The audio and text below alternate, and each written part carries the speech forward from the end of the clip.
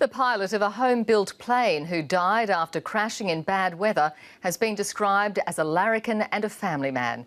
Police are now trying to work out why Robert Greig, who had thousands of hours of flying experience, got into difficulties near Wollongong last night.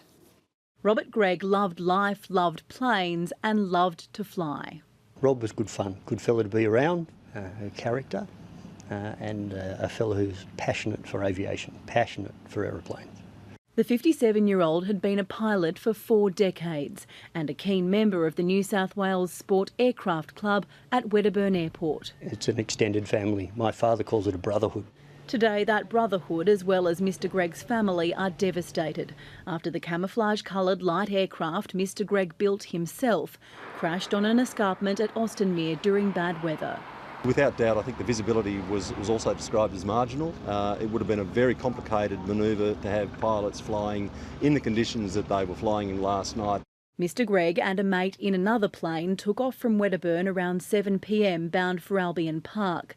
At 7:45, residents between Sublime Point and Bulli Tops called 000 after hearing a loud bang.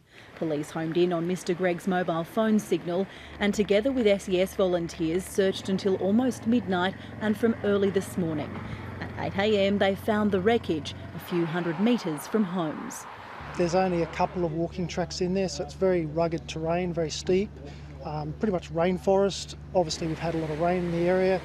Wet, slippery, muddy. Because the plane was a home-built recreational aircraft, the crash won't be investigated by the Australian Transport Safety Bureau. Instead, Wollongong Police and 2 investigators from Recreational Aviation Australia will be looking into it. Police say no flight recorder was on board, so exactly what caused Mr Greig to crash may never be known. Mazoe Ford, ABC News, Austinmer.